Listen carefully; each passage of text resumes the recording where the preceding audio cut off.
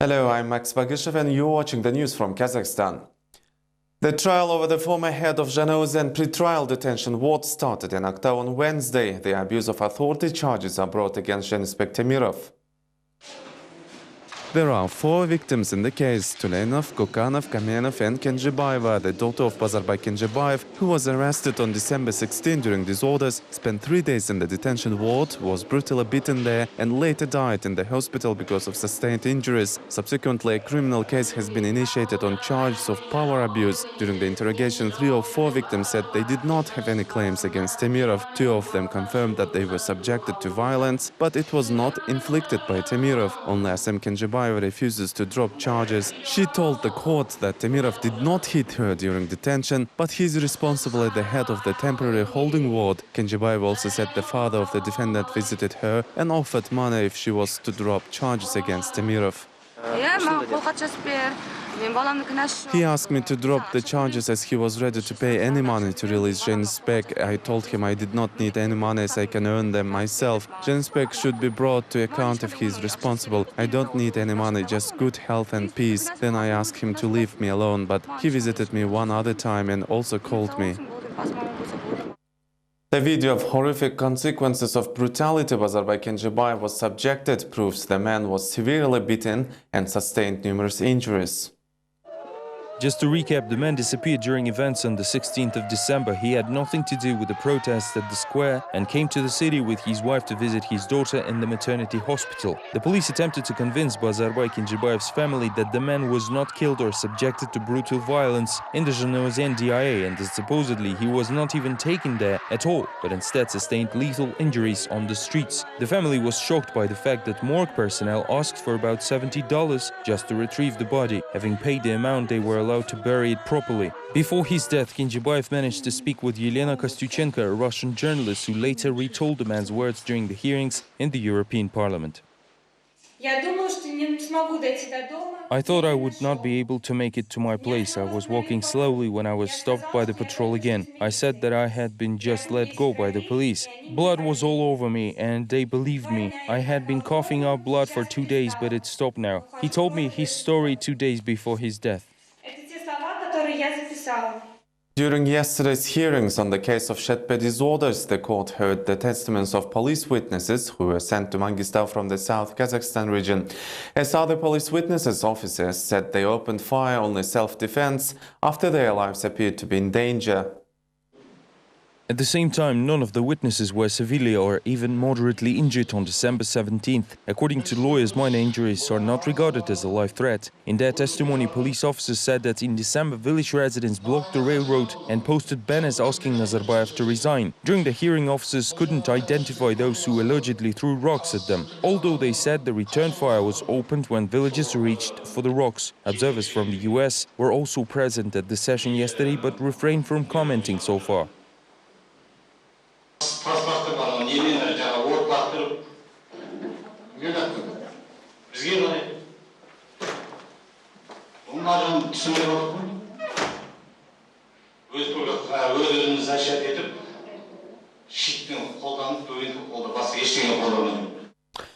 Yerlan Jailganov, an anonymous witness who testified on Tuesday under the alias of Almas Orazbayev, returned to the hearing yesterday.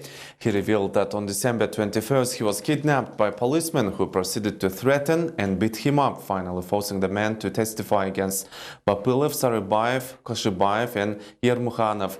Jailganov admitted all of his prior testimonies were untrue and asked the defendants to forgive him. Siz осы жауабыңыздан басқа, кім ең ақында, осы жауабыңыздан басқа, сіз өзіңіз жауап көрсеткен адамдарды қазір кешіріп сұрайсыз ба? Иә, кешіріп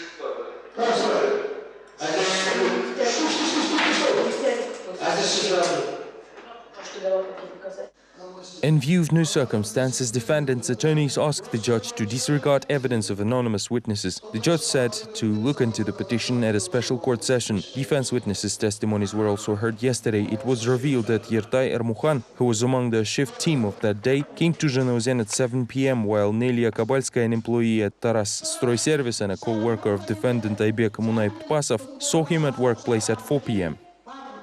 The doctor of the temporary detention ward summoned by the defense confirmed that defendant Abdurrahmanov suffers tuberculosis and stomach ulcer. However, the judge believes his charges were too grave to warrant a home arrest. At the same time, Abdurrahmanov's wife told that her husband was at home till 3 p.m., which is evidenced by a mobile phone photo with a timestamp. In addition to mass media, the hearings were also monitored by human rights activists. Erkin Kaliyev, a member of International Committee Zhanaozen 2011, noted once again that defendants' testimonies collected during the pre-trial investigation were obtained in illegal way.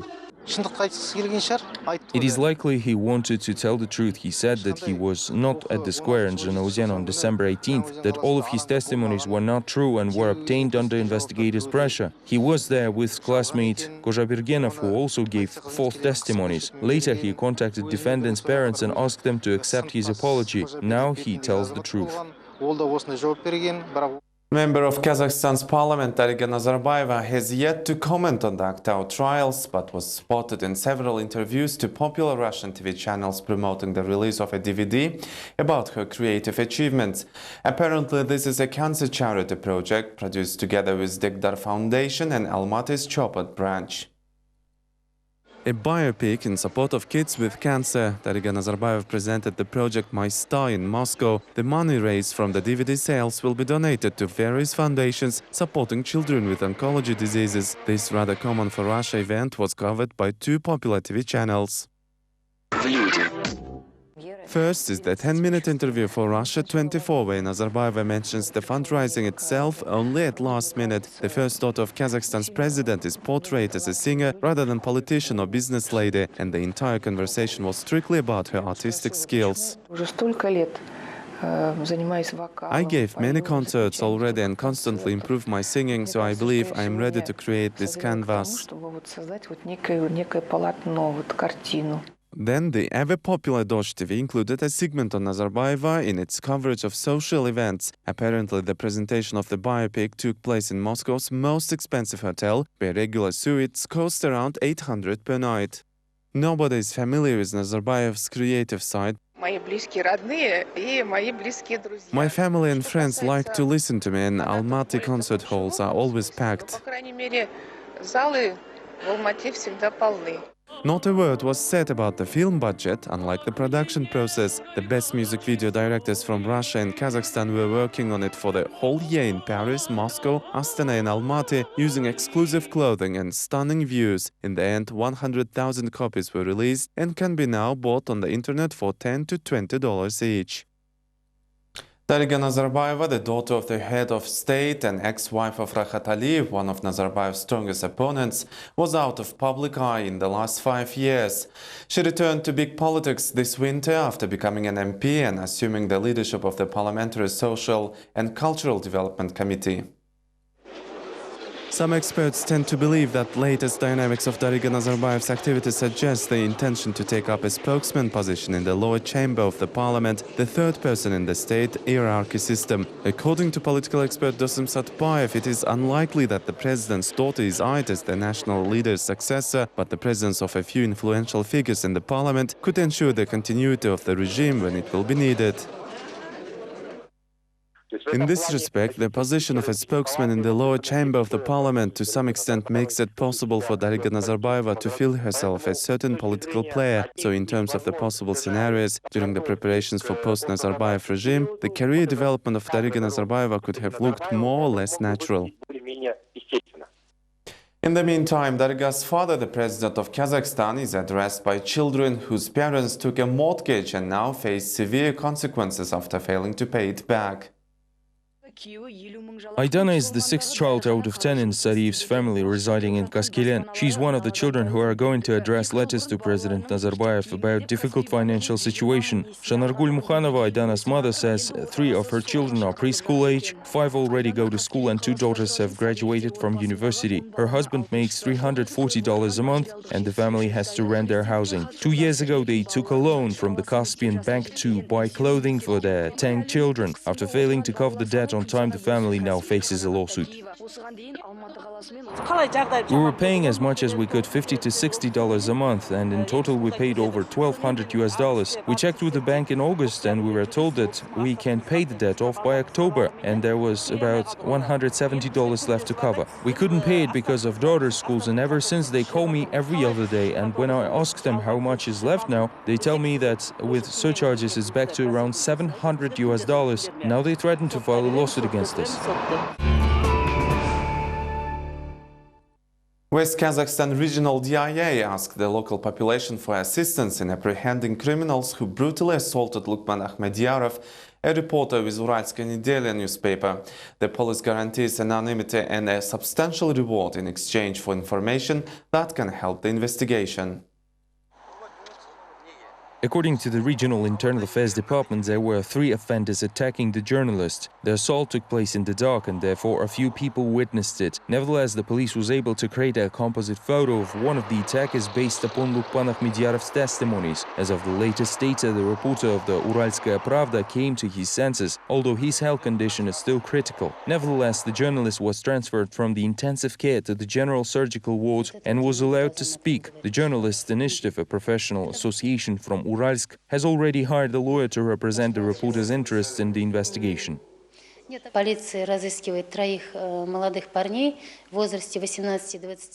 police is searching for 3 young men aged between 18 and 20, approximately 170–175 centimeters tall. As seen in the crime scene, one of them was wearing black athletic suit with the white stripes, and the police had produced a composite photo of the second suspect with the assistance of the victim, who said the assailant had dark face.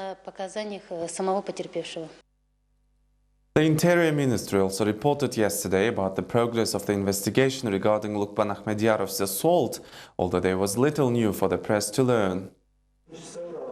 The Interior Ministry has announced the information about the suspects in the case of attempted homicide of Lukman Akhmedyarov, the journalist from Uralsk. According to the police data, there were 3 culprits, all Asian. However, millions fall under this description. At the same time of crime, one of them was wearing a black tracksuit with white stripes. As for distinctive marks of the second assailant, he was dark complexioned. A facial composite was produced on this assailant. The murder attempt has caused serious public reaction. Public activists have spoken on low level of free speech in Kazakhstan. Nevertheless, human rights activist Yuriy Gusakov does not rush to link the assault with the reporter's professional activity. He hopes that the investigation will clear up this situation, and yet he mentions that the freedom of speech should never be restricted. Regarding professional activities, the more we limit journalists in their professional duty, the less realistic picture of the world around we receive. I know this for a fact.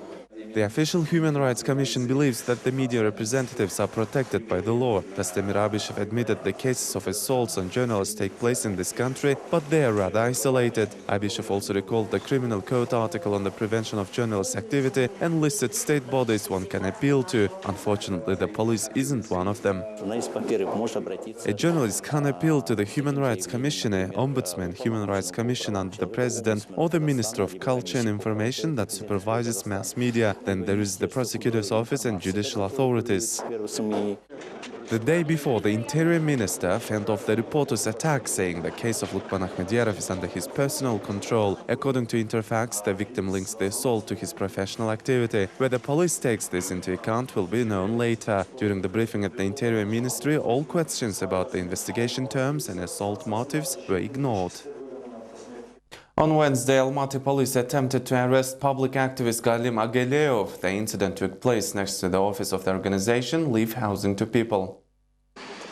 To warn about ramifications, the prosecutors visited real estate investors and mortgage holders who planned to join the dissent rally on April 28. Later, 2 policemen stopped Ageleov near his office, asked for his ID and suggested to proceed to the police station in regards of a supposed theft in the area. The policemen clearly did not like the camera capturing their actions and tried to prevent the shooting. Mariana Gurina, the chair of the Ulugata Zhanuya Foundation and advocate of children who were infected with hepatitis C while undergoing cancer treatment, is planning to take part in the dissent rally this Saturday. The authorities, however, obviously do not support this initiative. On Tuesday, representatives of the General Prosecutor's Office asked Gurina's neighbors to draft a complaint about the activist. сказал, а можно ли я вот напишу заявление, вот что-то такое, я сказал, ну как вот типа заявление или что-то. Then one of them had asked me to file a complaint, and they'd even tell me what to write exactly. But I said these were my neighbors whom I don't even know, so I simply couldn't complain about people I know nothing about. So I asked them for a reason, but they just smiled and told me that it was my civil duty, to which I said that I actually know my civil duties and I have long time ago fulfilled them.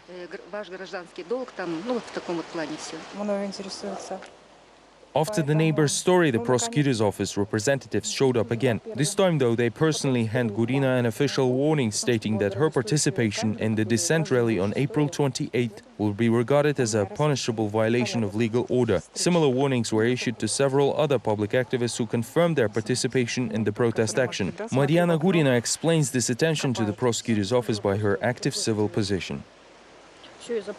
Я думаю, что мои выступления на митингах, где я говорю. Maybe the prosecutor's office believes it's a criminal that during the rallies I speak about how much I love my motherland and how I don't like living in a country with so many problems where children die and no one cares about it. Может быть, эти мои выступления, они показались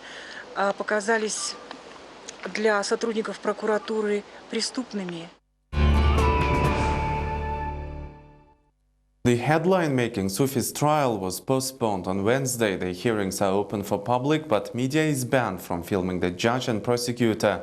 Defendant Arnur Kunikin, who submitted a motion for pardon, was present at yesterday's hearing, but his petition hasn't been reviewed yet.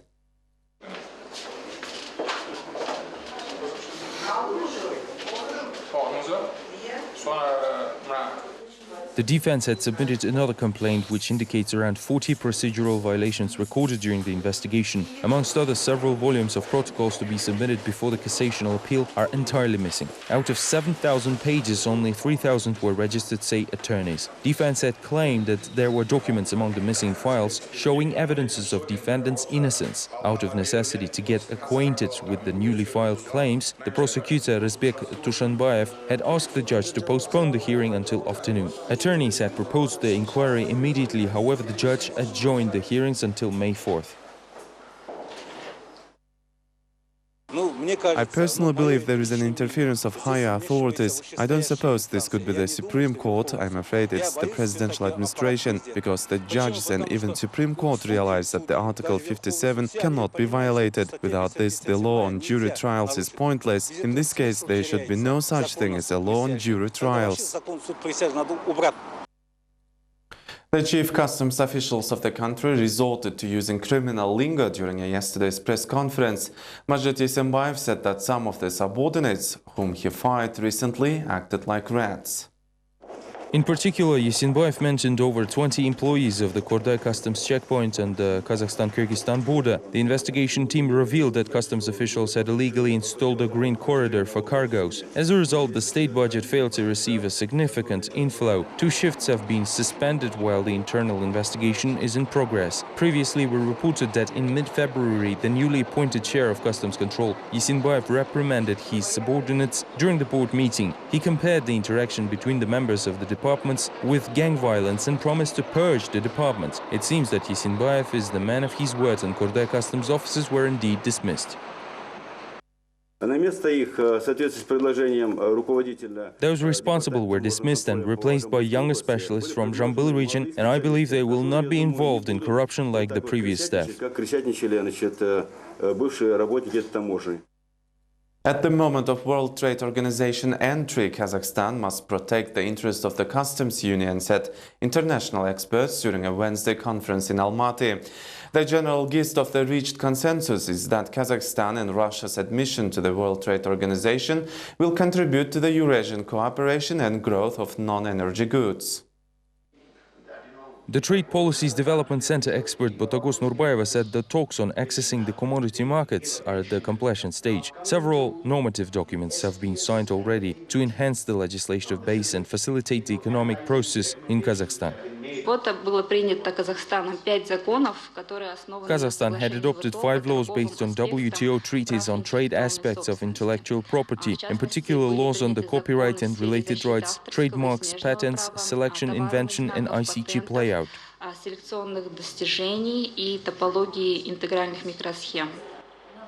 There are, however, those who approach the WTO entrance cautiously. For instance, Mukhtar Tayjan believes that before it happens, it is vital to realize how different the economic potentials of Kazakhstan and Russia are. Such a step for Astana, says the expert, may appear as an individual opportunity, and it is not necessary to look after Moscow regarding this issue.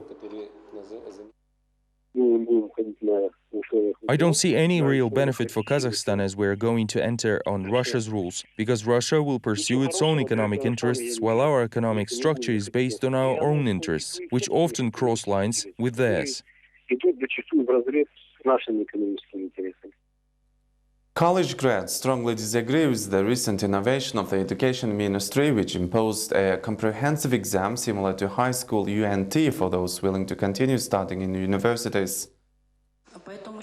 A new surprise from the Education Ministry. College students have only 2 months to prepare for the comprehensive university entrance testing. Among the participants of the press conference are parents, teachers and psychologists. CTG, as the testing is referred to, must be introduced in a hurry. All the three parties agreed. They sent an appeal through the blog of Education Minister Bakhitjan Jumagulov asking to cancel the testing altogether, as no one is ready for such a serious and unexpected exam.